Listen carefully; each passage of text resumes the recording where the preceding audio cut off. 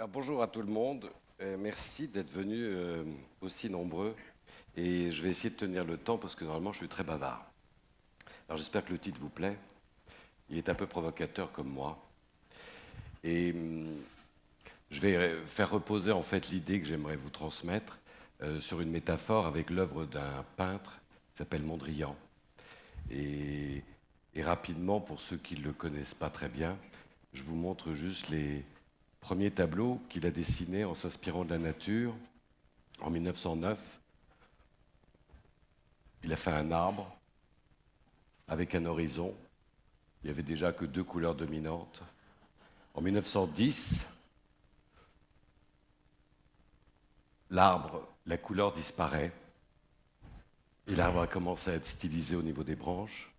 Et en 1911, il fait ce tableau et là on commence à voir l'arbre qui disparaît.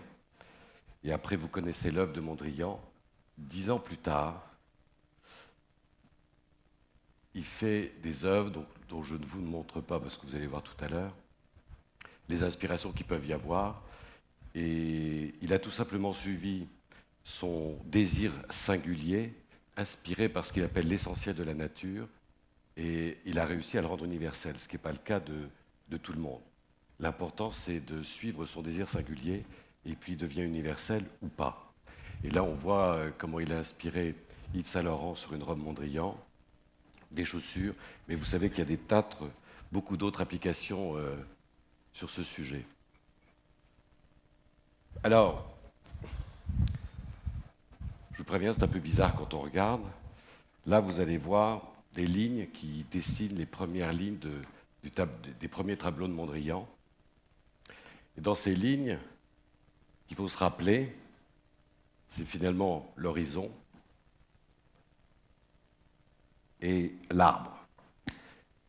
Et je les ai programmées pour qu'elles se déroulent lentement, parce que c'est le temps qui passe. Ils représentent comme le sablier le temps qui s'écoule. Et comme vous le savez, on n'a pas trouvé un moyen d'arrêter le temps. Donc ce qu'on peut faire en revanche, c'est de l'épaissir. C'est-à-dire qu'on fait plusieurs choses à la fois sur le temps. Alors là, les lignes se croisent, pardon, j'ai de l'anglais qui s'interfère, et, et le temps, le premier point, c'est qu'aujourd'hui, on constate tous que les technologies nous permettent de gagner du temps, et pourtant, à la fin de la journée, on a difficilement fait tout ce qu'on avait prévu de faire. Donc, où passe ce temps gagné? Ceux qui ont travaillé il y a 20 ans, il y a plus de 20 ans, vous savez qu'on tapait des courriers, on les imprimait, on les postait. Maintenant, on envoie des emails, on attache des documents, on n'a plus besoin de coursier, et ça à travers le monde. Donc on gagne un temps fou. Et à la fin de la journée, on n'a pas fait tout ce qu'on devait faire. Parce qu'en fait, ce temps, on le consacre à un autre point qui est de rester connecté avec les siens. D'abord avec les siens, avec sa famille, avec ses amis et avec son réseau. Et on est connecté en temps réel, un SMS, un email, un tweet, des abonnements divers qui nous interrompent d'ailleurs dans le flux de notre travail. Et ça, c'est parfois perturbant, mais c'est une quête en fait que l'on a pour trouver de l'inspiration. Un petit peu comme Mondrian qui s'est inspiré de la nature. Alors cette techno, elle a permis de gagner de la productivité et elle interfère sur notre vie puisque notre vie en est bouleversée, ne serait-ce que par le fait d'avoir des téléphones, des smartphones. On sort du bureau, on n'est jamais vraiment sorti du bureau. Le samedi ou le dimanche, on peut être connecté, on va préparer quelque chose. Et donc on est amené à travailler 7 jours sur 7. En revanche, on n'est pas forcément amené à prendre du plaisir 7 jours sur 7. Et dans ce temps, il y a un rapport aussi qui fait qu'on va être à la recherche d'une espèce d'éternité. L'éternité, c'est un moyen en fait de s'inscrire, c'est le but un petit peu de tout le monde, de durer. Et cette durée, dans Facebook par exemple, c'est un exemple que je vais vous donner, eh bien quand on décède, le compte Facebook peut survivre à la personne. Alors on a le droit au retrait, à la disparition, mais on s'aperçoit que si on veut, on peut durer. Et ça, c'est quelque chose qui est intéressant par rapport à la gestion de la vie, à la notion du réseau et la raison pour laquelle on peut en fait continuer à se connecter. L'idée étant de plus on est connecté, plus on a des possibilités de s'inspirer de quelqu'un d'autre, plus on est inspiré, plus on a des idées, plus on a des idées, plus on est créatif.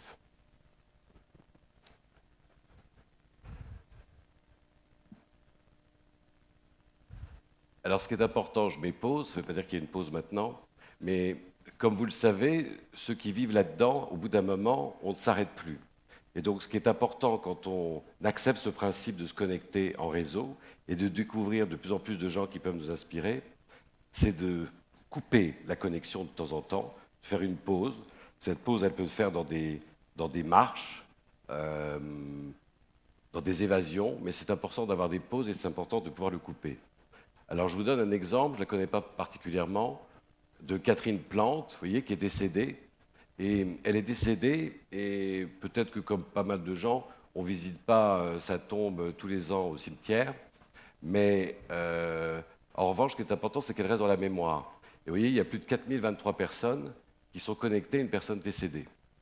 Ça veut dire que sa mémoire, normalement, elle serait restée dans l'esprit de ses descendants, en temps normal. Et là, sa mémoire, elle va pouvoir survivre à beaucoup plus longtemps, si tant est que Facebook existe encore dans des dizaines d'années. Il sera peut-être remplacé par une autre solution. Mais voilà, on a 4000 personnes qui vont s'inspirer de ce que Catherine Plante aurait pu écrire ou penser pour inspirer. C'est que le fait de pouvoir inspirer quelqu'un d'autre, d'autres personnes plus tard, c'est une manière de continuer d'exister.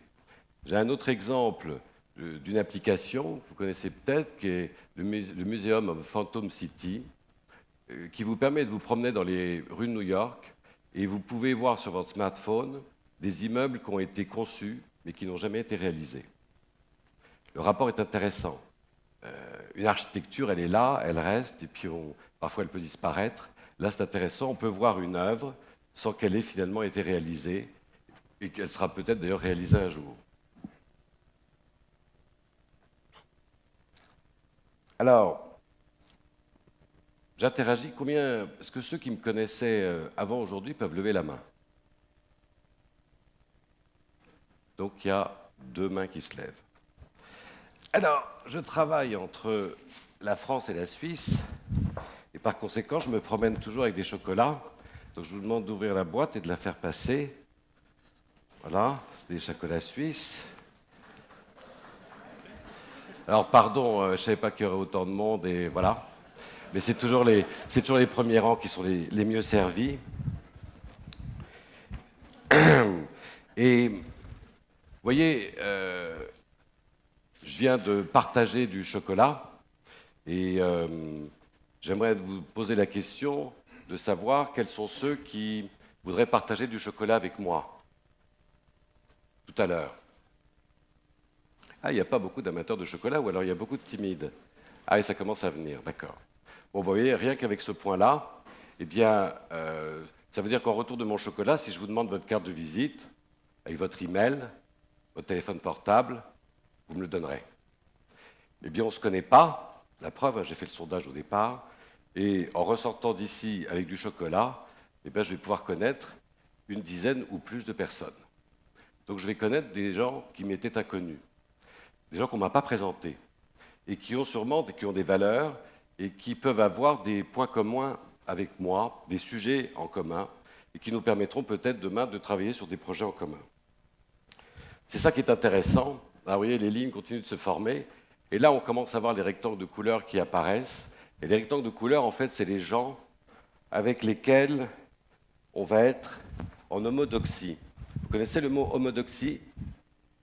Non, c'est marrant parce que c'est de la même famille que l'orthodoxie.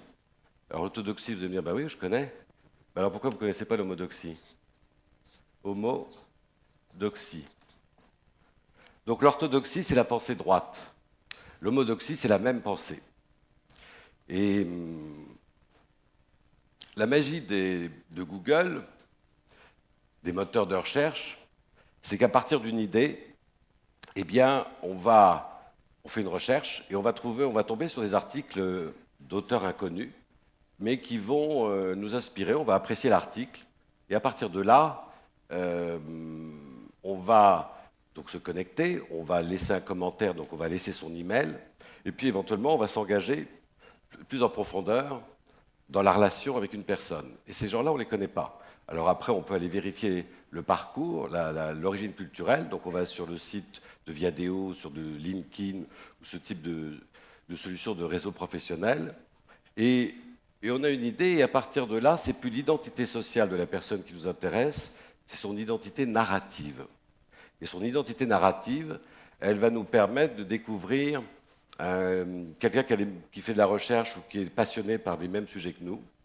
Et encore une fois, cette personne, en lisant régulièrement ce qu'elle publie, même sur des tweets, c'est court, 140 signes, eh bien, elle va un jour nous inspirer et nous donner une idée. Ou alors, dans un blog, on va pouvoir s'échanger et on va être amené à se rencontrer. Je prends à peu près une moyenne de au moins un café par mois avec quelqu'un qu'on ne m'a pas présenté. Donc j'ai aboli le monopole de la présentation, de l'augmentation de mon réseau avec ou ma famille ou mes amis. Maintenant, j'augmente mon réseau par le lien des réseaux sociaux. J'attends plus la chance d'être assis à un dîner à côté de quelqu'un d'intéressant. Cette probabilité étant très faible, je peux tomber à côté de quelqu'un que je ne croiserai jamais. D'ailleurs, la personne avec qui je vais travailler demain, elle est peut-être à New York, elle est peut-être à Sydney, elle est peut-être à Rio, elle est peut-être à Cape Town. J'en sais rien. Elle est francophone, anglophone, hispanophone, portugophone, langue que je parle. Mais je ne vais peut-être pas la croiser à Paris. Tandis que là, je pourrais la croiser à Paris. Alors, dans cette approche, l'intérêt ici, on se connecte et on a un a priori par rapport aux gens qu'on ne connaît pas. Donc on a effectivement de la résistance. On a de la résistance, mais je vais vous expliquer, donner un exemple d'une première application qui va être importante. Je ne sais pas si vous le savez, il y a des sociétés de veille maintenant professionnelles qui ont des logiciels extrêmement développés et qui, pour des dizaines de milliers d'euros par an, sont capables, avec une dimension sémantique, de repérer qui dit quoi sur une marque dans différentes langues, différents caractères, les caractères cyrilliques, les idéogrammes et ainsi de suite. Et c'est des choses qui valent très cher. Or, on est tous concernés par le fait qu'aujourd'hui, Internet nous amène beaucoup trop d'informations sur des sujets qui nous plaisent. Donc finalement, comment trouver l'information qui nous intéresse? Eh bien, pour la trouver aujourd'hui, alors on a les moteurs qui évoluent un peu pour affiner éventuellement les requêtes de recherche, mais ce n'est pas forcément totalement satisfaisant parce que la dimension humaine, la dimension contextuelle d'un contenu, aujourd'hui, l'homme est mieux placé pour l'avoir.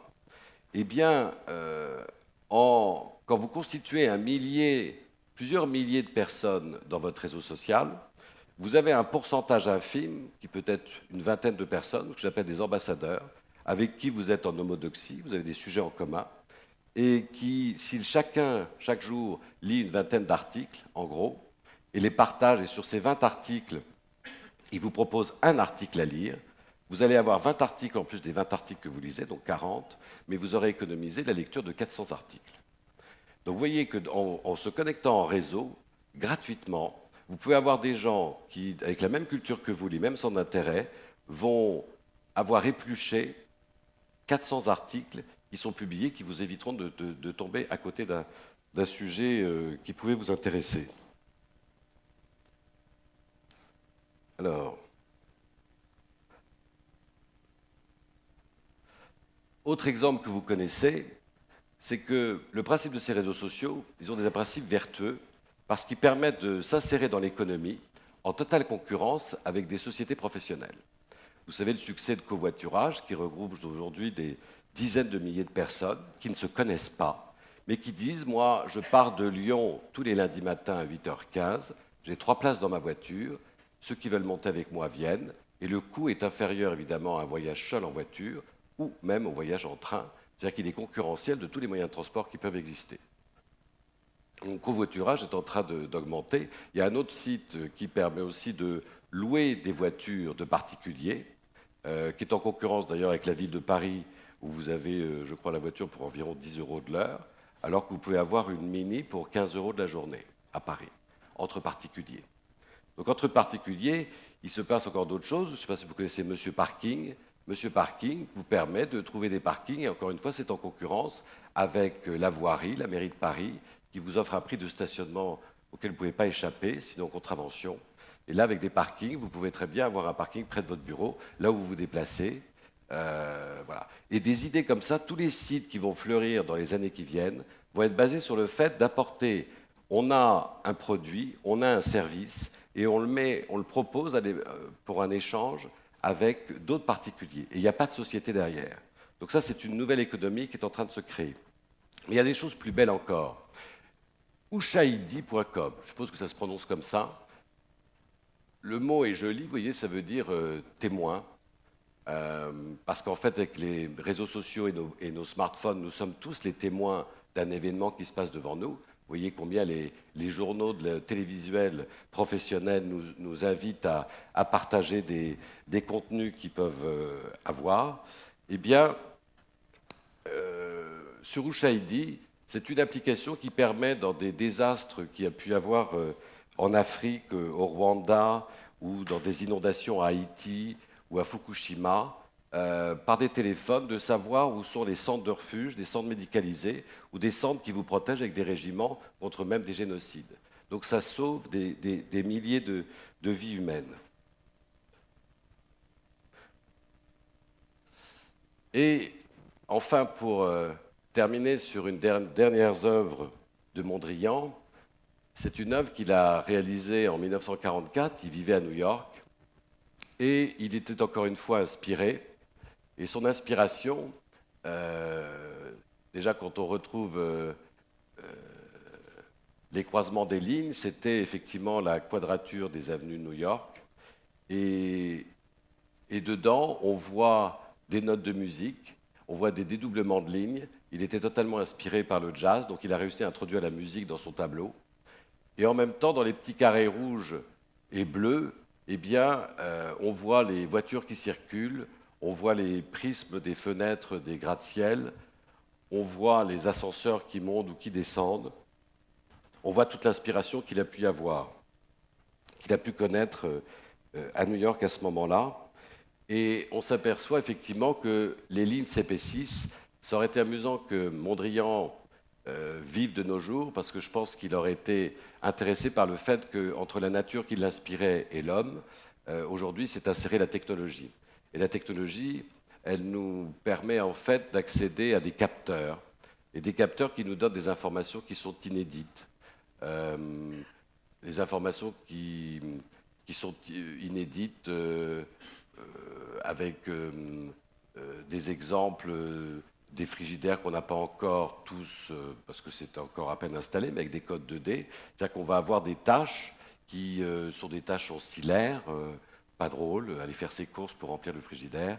Demain, on ne le fera plus, parce que automatiquement, les produits qu'on rentre dans le frigidaire seront scannés, le frigo saura automatiquement ce qu'il y a dedans, et quand vous aurez avalé le dernier yaourt, il aura commandé déjà des yaourts qui seront livrés automatiquement, les boissons, et ainsi de suite. Donc ce sont des capteurs qui nous donnent ce type de réalité. Et ce qui est surprenant dans cette interaction, c'est que cette technologie qui est entre nous en fait et la nature va nous permettre même, je dirais, de gérer un monde que l'on ne connaît pas, mais surtout même un monde qu'on va être obligé de gérer. Aujourd'hui, vous savez que la planète est au centre des préoccupations. Le sommet de Rio s'est terminé dimanche dernier. Bon, pas sur une grande avancée, mais tout de même, on sait que la planète est un enjeu et que depuis le Grenelle de l'environnement en France, il y a un intérêt certain pour réduire la consommation énergétique, réduire les émissions de CO2. Et par conséquent, aujourd'hui, on construit des maisons qui, vous savez, vous avez peut-être entendu parler, sont des maisons positives, c'est-à-dire qu'elles produisent plus d'énergie qu'elles n'en consomment, à condition qu'on sache les utiliser, parce qu'elles technologiquement, elles sont extrêmement développées. Eh bien, une domotique permet aujourd'hui de réduire automatiquement la chaleur dans une pièce si vous êtes absent, ou la réfrigération de cette pièce. Donc il y a des systèmes automatiques qui vont, en fonction de notre géolocalisation, d'où l'intérêt d'utiliser des applications comme Foursquare, par exemple, qui sait où vous êtes si vous l'annoncez, eh bien, de pouvoir gérer et de minimiser, vos besoins.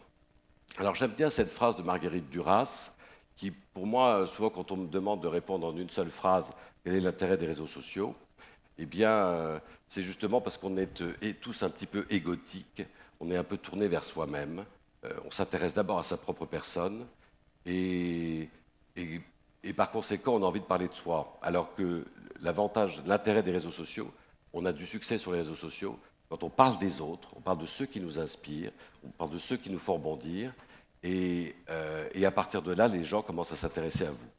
L'approche est assez intéressante. Alors, j'ai comme exemple, et en dernier exemple, une application comme Siri, vous voyez, l'interface technologique sur Apple. Vous avez un ordinateur qui répond à vos questions et vous pouvez même lui demander quel est le sens de la vie. Alors, je ne sais pas si la réponse est philosophiquement toujours très intéressante, mais c'est une, c'est une, c'est une évolution qui est quand même nouvelle.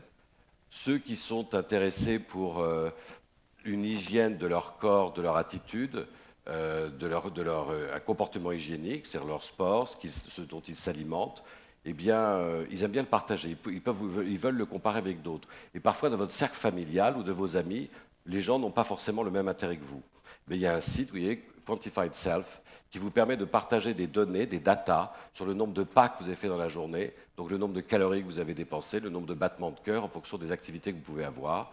Et ça permet d'avoir une moyenne par rapport à l'âge, par rapport au lieu où on vit, et, et de le comparer. Cette application, je la trouve assez amusante. Elle existe depuis 2 ans. Enfin, c'est une application, non, c'est une avancée au-dessus d'une autoroute. Vous voyez, normalement, vous avez un panneau qui vous raconte qu'il y a un accident, il y a un ralentissement, il pleut. Et là, en fait, ils ont construit un nid pour les chauves-souris, derrière le panneau. Et vous avez des détecteurs qui savent lire et décoder les ultrasons.